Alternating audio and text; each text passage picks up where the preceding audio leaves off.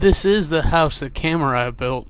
Time to get started. Hey, welcome to the house Kamurai built. I'm Kamurai, and I've been thinking about something that, again, culture and society boggles my mind about. There is very basic premise in capitalist economy about supply and demand. Supply and demand works thus. Something that is in great supply is typically in low demand by proportion, and thus is priced low.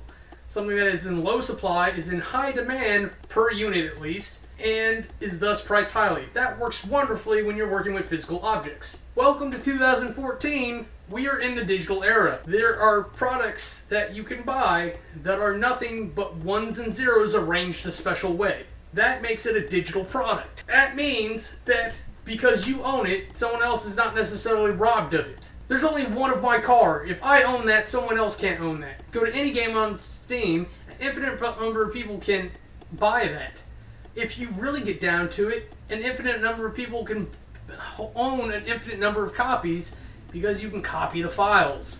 It doesn't really do you a lot of good to have two of the same game, but going back to old shareware things where it's just you run an exe. An infinite number of people can have an infinite number of that exe. I'm not even sure if the businesses really understand it, but society definitely doesn't. When you can have an infinite number of something, its price is virtually zero, which means all these digital games that are being released should cost less than the physical copies because they don't have to go through all that work. All those jobs don't need to be paid for.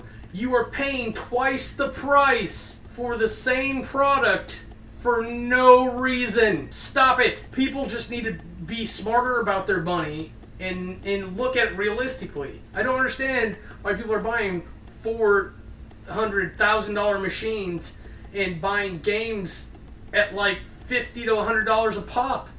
It doesn't make any sense. Those prices, especially from the big distributors, are just going to pad their pockets. They're not going to pay for jobs like they used to. And keep this in mind, the $60 you go to pay for a game, for a physical copy, that has to be produced, labeled, stored, packaged, shipped, that took jobs.